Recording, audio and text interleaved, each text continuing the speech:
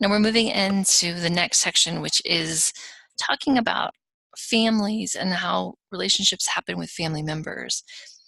So the way we're going to start off is by defining family and just some general characteristics of family. We're going to talk about some types of families and family stories.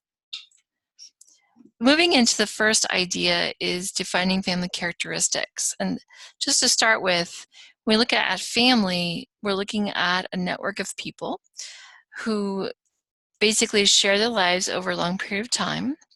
They are connected by marriage or by blood or by commitment, and they share a significant history with those that they're connected to. And hopefully there's a anticipated future that goes along with that. Okay, and then we look at some other characteristics of family, and the first one we can look at is this idea that the families have an identity. And this oftentimes is done by how they communicate with each other, but also, sometimes people will do that based on the name, like we are the Hartzes in my case. So we recognize ourselves based on characteristics of who we are as a family. And how the family communicates is always interesting. I know I have neighbors and they like to yell at each other, and it's interesting because you have people relate to each other in different ways, and so that's I don't think they feel like they're going to communicate well with their children unless or maybe they don't think they can hear them. I don't know. And I think other people come from similar families. My family is not a family of yellers. So we don't have that as a characteristic of who we are. So it's confusing to me when I see, people yelling at each other, because I'm like, why don't they just talk to each other? But again, it's not a characteristic. It's how your family identifies itself and characterizes itself. And we kind of use the way that we communicate to help define boundaries and distinguish rules, and how do we know who we are from people who are not us. So sometimes you'll actually hear the rules spoken. I remember my father saying to me, well, Hartzes don't make a lot of money. So like I'm supposed to be, the expectation is that I should be poor the rest of my life. So that's, we didn't grow up with a lot of money, so we just don't really have that as a concept as a family. There might be boundaries as far as who you're allowed to relate with and who's allowed to be part of your family and who's allowed to talk to who. I know that I've heard of, the Wakefields versus the McCoys, I think that's what it was, who feuded for years and years, based on the family name. I know Romeo and Juliet is based on the Montagues and the Capulets, and so the idea that how they're going to relate to each other changes based on how the family views each other. I don't think that in the case of the Montagues and the Capulets that they even remembered why they were fighting.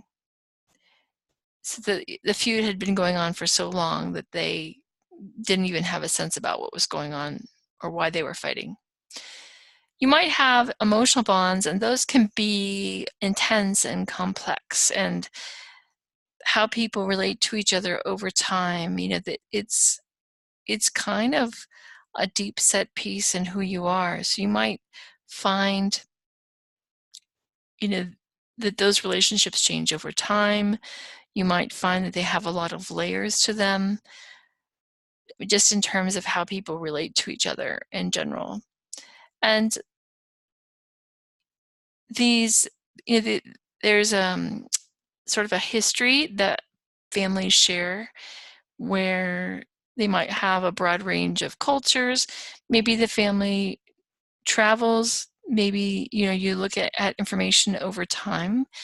I think as we look at a lot of these tests that people can take to see where their family is from, that can, genealogy tests, that can give you a lot of interesting information about who you are as a person and what your heritage is. And sometimes it doesn't match what you've found. If you go back and search your genealogy, sometimes you might find something a little different than what you anticipated, sometimes exactly what you anticipated.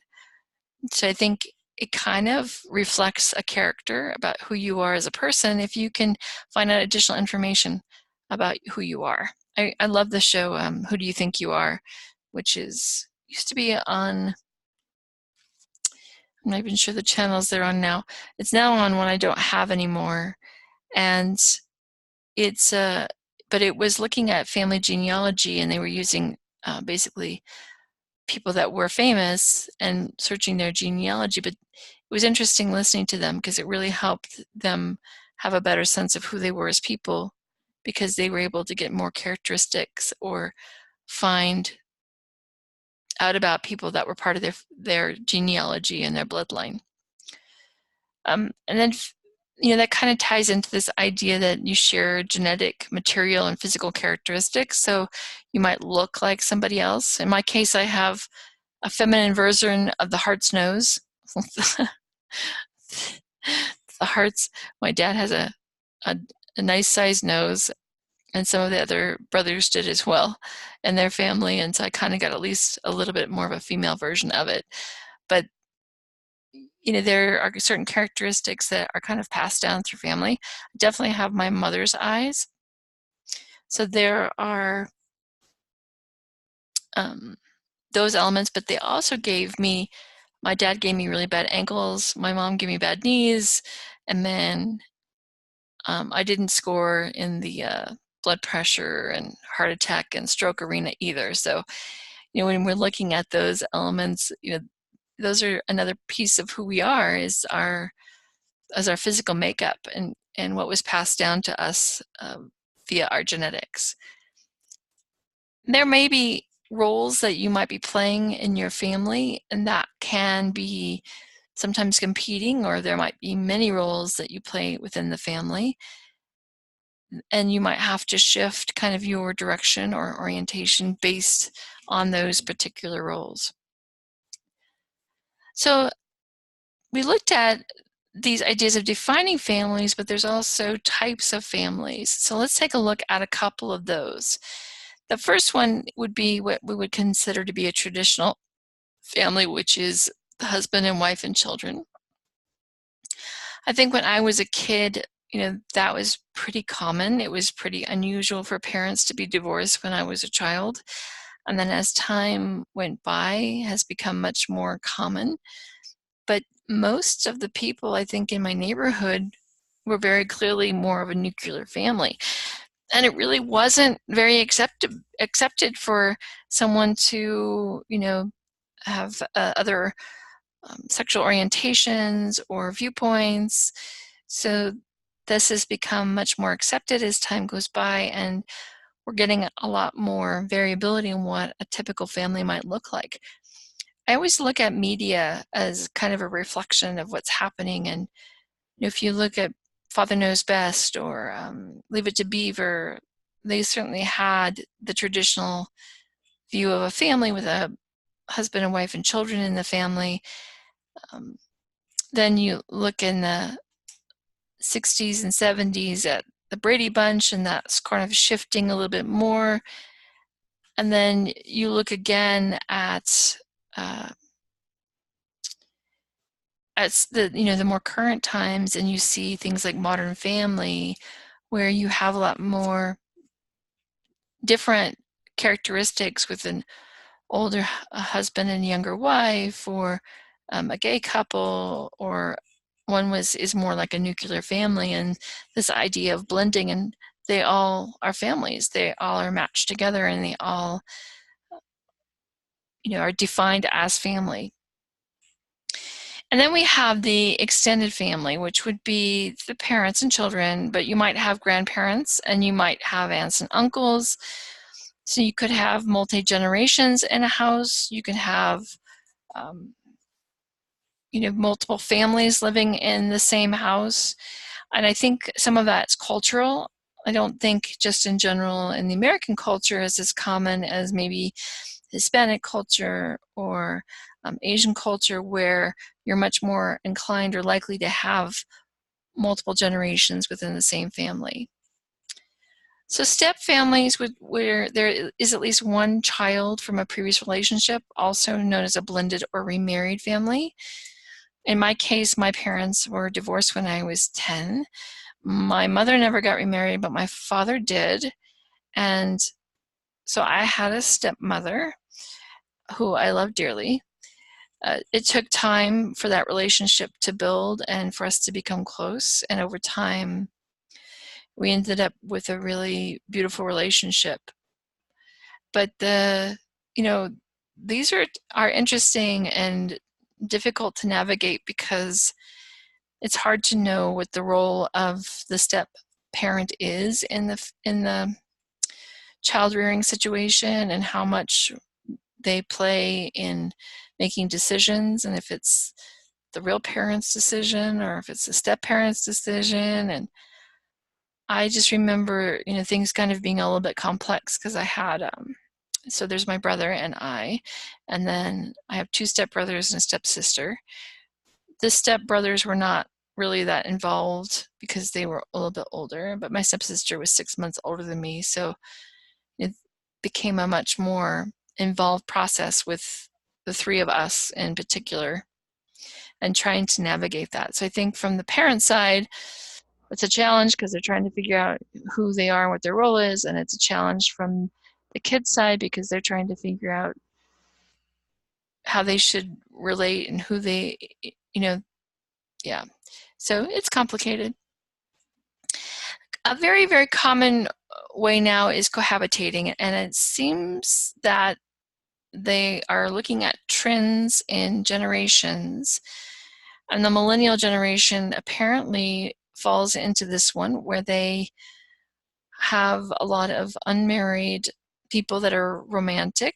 They may or may not have children, but they're making decisions not to really settle down. They might live together or be together, but leave it sort of transient. A lot of them are choosing not to buy houses, which is causing interesting situations in the housing market because there might be houses that are coming free and there may not be another generation that's looking at purchasing those. So, just interesting shifts that are happening with each generation that kind of goes by and characteristics of what those generations are.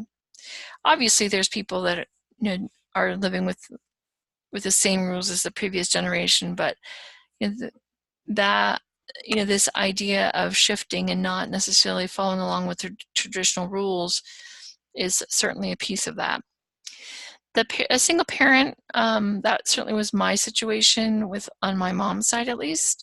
My father had remarried, but my mother did not, and I lived with my mom. So in our case, we did have my mom basically as the main person taking care of us. And then, of course, in my fortunate situation, my father was always involved. So that I didn't have the, really one parent family kind of situation where some people do. And they have to figure out how to manage that. That's a toughie.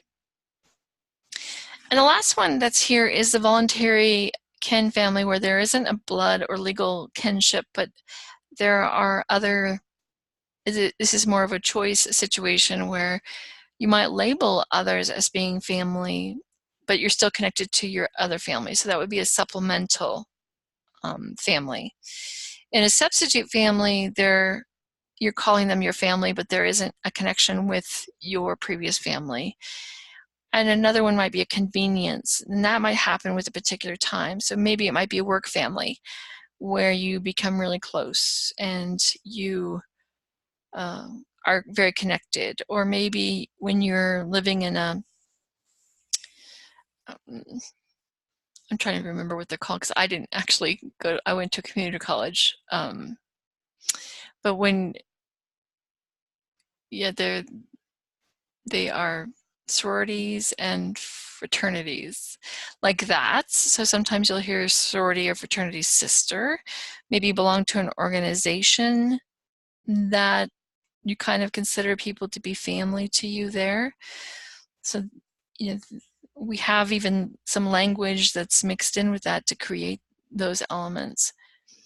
So one of the ways that these families kind of become defined is through what they call family stories. And family stories are a retelling of historical events. Oftentimes they're told over and over again. They are reflecting sort of a bond where the family is kind of tied together by these stories. They oftentimes are reflecting of significant events and have sort of a sense of meaning. I know for me, my family, I ended up with two kind of weird obsessions. I guess, well, just pretty much one. But I am a little bit weird about jigsaw puzzles. And I think what happened was when I was a child, it was one of the things that my family did together. And the other one that we did together was going to the drive-in movie theater, which there aren't very many of those left. We went to the drive-in movie theater, and I remember that, but I do remember puzzles. And I'm a little bit weird about puzzles. I'm almost like obsessed with them. But I do remember good times being around that, and my family sitting down and working on a jigsaw puzzle together. And my brother's done it, and I have done it a couple times, you know, as adults more recently. And, you know, and there's lots of laughter and jokes about, you know, finding the puzzle pieces. Another one we used to have, my mom used to sit down and when we went to a restaurant, she was trying to keep us busy. And so on a napkin, she would write out all of this. We would have to try to come up with all the 50 states. And so we knew how many of each letter there were. The only two I remember really well are M's and N's, and I think there is 7 of one and 8 of the other, and we couldn't remember all of the M's. So I remember us making up ones like Macintosh. that was before Apple, and it was because it was a type of apple, so we couldn't come up with the word, and so that's one of our little stories. But I mean, it you know, it's sort of a reflection of who we were, and you know, I just remember my mom doing that over and over again. So I probably still to this day could probably come up with all 50 states. I don't know that I could do it efficiently or in a timely manner, but I might be able to get them all. But you know, oftentimes these stories are kind of reflective of our history. And one of the ones I think that was really a profound story was the story of Roots. And it's a book. And it was a movie that was done in the, gosh, I want to say 70s. And it was a big deal. And, you know, back then you didn't have, you know, the recording ability that you have now. So you would stay home in order to see something. And I don't remember how many nights it went on, but it was a good at least 5 nights that it went on. And it was a story of Alex. I'm trying to remember his last name. I'm not remembering his last name right now, but the story was of this man and his family. And it's an oral tradition, oftentimes in many Native cultures, to pass stories down by word, by mouth. And his story was passed down to him from his family that came from Africa all the way through. And the story was retold and retold and retold and retold. And so he really had a good understanding about who he was based on this family story. And so it's really, you know, interesting, and it was profound, and it was really well done as far as the storytelling goes, as far as, you know, the characters and the people and how one thing led to the other. And so I think it's just a really profound family story. So there's a couple of story types that we have here, and one of them is courtship stories and how the parents met and how they fell in love and all those kinds of things. You know, sometimes, you know, it's really fun for kids to hear those stories over and over again. But it, you know, it becomes a tradition in the family to hear a family story. Oftentimes the stories are about children and how they are given birth to, and how they tie into the rest of the family and help them have a sense of who they are in that family. I know for me, my mom tells the story of me being born, and I was in a hurry apparently. And she woke up with both my brother and I and had us within 3 hours of being woken up. So we were quick births. We weren't one of those ones that took like a long time. And my head was born before the doctor was even in the room, so she was trying to catch me. I had things to do, I guess. But our stories kind of are sometimes characteristic, and it's fun for children also to listen to the stories about who they were and how they came to be. With adopted children, they have entrance stories talking about how they became a part of the family and what their process was, and how they went in and picked them, or how that process happened in their particular case. And survival stories are coping strategies for the family, and I think again these become more like the parables that maybe you might hear that help people understand how to deal with difficult situations. Parables show up in the Bible, but they also show up in a lot of Native cultures, again, where stories are passed down from generation to generation, but they're generally teaching tools to help people understand how to deal with difficult situations and complex stories. And another element that goes along with this is telling family stories. So they suggest that they're oftentimes humorous. The textbook suggests that, and then also that if the target of the story kind of should agree that it's okay to tell a story. I remember you see it all the time when a new boyfriend comes over and the parents are showing pictures of their children when they're little. And it's like, seriously, Mom, there's me in the bathtub naked and I'm a baby. And I'm like, seriously, do you really feel like you need to do that? And she did apparently feel like she needed to do that. She needed to show what I looked like when I was a baby and tell stories about who you were and what little cute characteristics you had when you were little. So I think those are always kind of fun things, but hopefully there's some kind of agreement, or at least fun in telling those stories about who you were. All right, so hopefully that's a good definition of family by giving you a couple of the terms and ideas that help distinguish one person's family from another. Thanks.